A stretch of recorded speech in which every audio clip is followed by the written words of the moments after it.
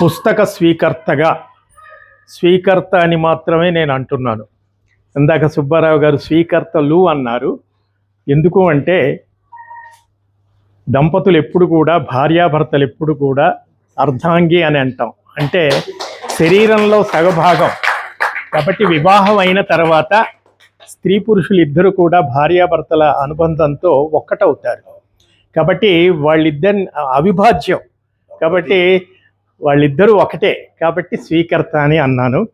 మనకు పాట కూడా ఉంది, నువ్వో సగం నేనో సగం, సగాలు రెండు ఒకటైతే జగానికి అందం అనేటువంటి ఒక పాట కూడా ఉంది.